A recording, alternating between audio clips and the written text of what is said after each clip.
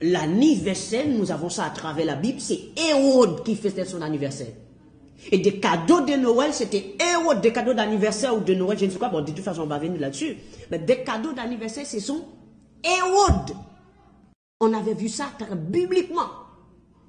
Et lors de son anniversaire, et la fille de sa femme dansait pour lui.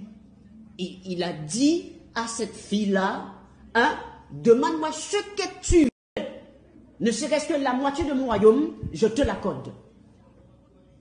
Donc, la mère de cette fille a conseillé à cette fille de demander la tête de Jean-Baptiste le jour de l'anniversaire d'Hérode.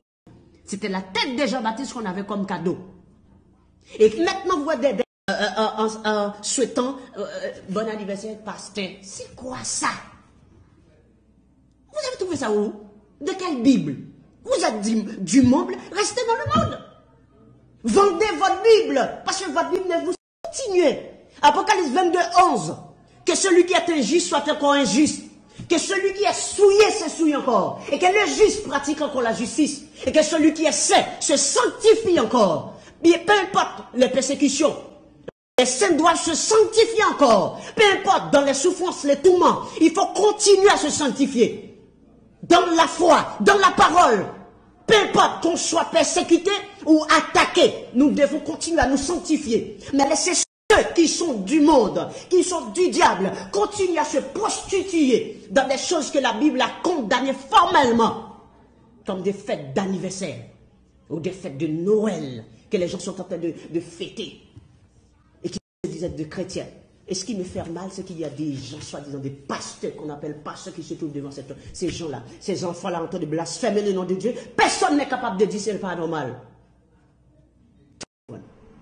Alors, anniversaire. D'où vient la tradition du gâteau bougie? Donc les gâteaux qu'on met des bougies, des quantités de bougies, j'espère que des chrétiens ne font pas cela. Hein? En faisant des gâteaux, allumer des bougies là-dessus, tout, sans avoir connu la signification avec qui vous donnez cet honneur, cette gloire-là, qui vous honore. J'espère que les chrétiens sanctifiés ne font pas cela. Ok. Que vous l'entendiez avec impatience ou que vous le redoutiez, rien ne fera. Comme chaque année, la date de votre anniversaire va arriver. Aujourd'hui, il est l'usage de faire un gâteau et d'y planter autant de bougies que d'années passées. Mais d'où vient cette tradition? Pour les Grecs, chaque humain naissait avec un esprit protecteur ou daimon qui veillait sur lui toute sa vie. Cet esprit était en relation avec le Dieu, le Dieu dont l'anniversaire correspondait au jour de naissance de l'individu. Et le concept est à l'origine, des notions d'ange gardien. Écoutez bien, le concept est à l'origine des notions d'ange gardien et de saint patron. Les saints patrons, c'est la catholique romaine. Les Grecs se rendaient au temple, comme vous le faites vous, avec votre faux pasteur là. C'est la même chose. Vous vous rendez au temple pour fêter l'anniversaire de votre faux pasteur. Beaucoup de faux pasteurs à ce matin fêtent leur anniversaire. Et ce sont des démons, ce ne sont pas des pasteurs. Ce sont des hommes qui ont des esprits, des démons en eux, qui refusent d'appliquer la parole de Dieu. Parce que s'ils avaient l'esprit de Dieu, ils auraient appliqué ce que la Bible dit.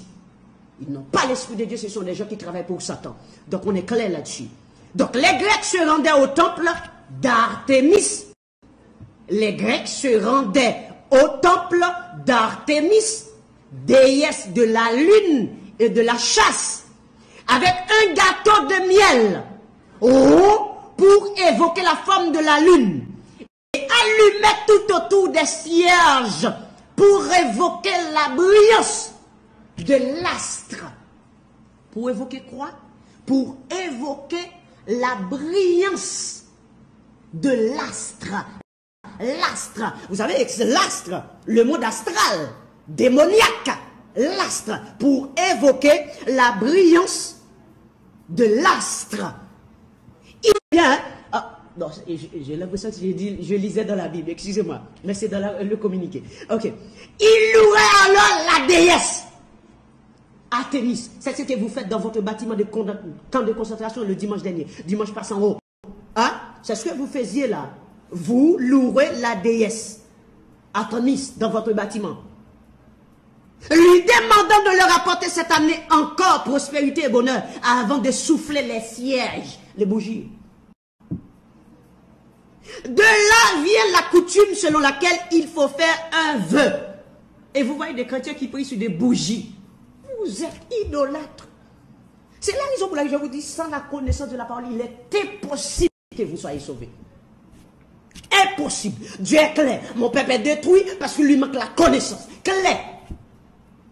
On est clair. Clair. Donc, la coutume de faire un vœu avant de souffler ses bougies. C'est ce que vous faites, vous, qui vous dites être chrétien. Pendant ce temps, vous êtes en train d'adorer Artémis. Vous ne savez pas. Mais qui peut vous dire ça? Qui vous l'a dit? Qui est placé pour vous le dire? Vous n'avez pas de pasteur. Vous n'avez pas de berger. Vous n'avez pas d'enseignant. Vous avez que des hommes qui sont des imposteurs. Les choses du monde, ça ne m'intéresse pas. Je n'ai pas de projet. Mon seul projet, c'est la vie éternelle. Mon seul projet, c'est de me préparer pour l'enlèvement. Rien du tout. Je n'ai pas de projet. Je n'ai rien comme projet. Rien. Je n'ai pas dit vous ne devez pas avoir de projet. C'est vous. Votre projet, c'est dépend de votre, je dirais, de votre niveau avec le Seigneur. Donc, moi, je n'ai pas de projet. Et je n'aurai jamais de projet. Sinon, le projet de l'enlèvement. Le projet de marcher selon le principe de la parole de Dieu. C'est la raison que je vous dis, quand vous posez des questions à propos des choses que les gens font, ils vont vous dire, je pense que, mais, gardez ça pour vous. Avec vos, je pense que, je crois que, mais, gardez cela. Dites-moi ce que dit la Bible. Vous fêtez anniversaire, pasteur? Où est-ce que vous avez trouvé ça? Où est-ce qu'un homme de Dieu avait fêté son anniversaire? Le jour de sa naissance. Où? Montrez-moi cela. Montrez-moi. Les échanges de cadeaux là, hein? Vous avez trouvé ça où? Où?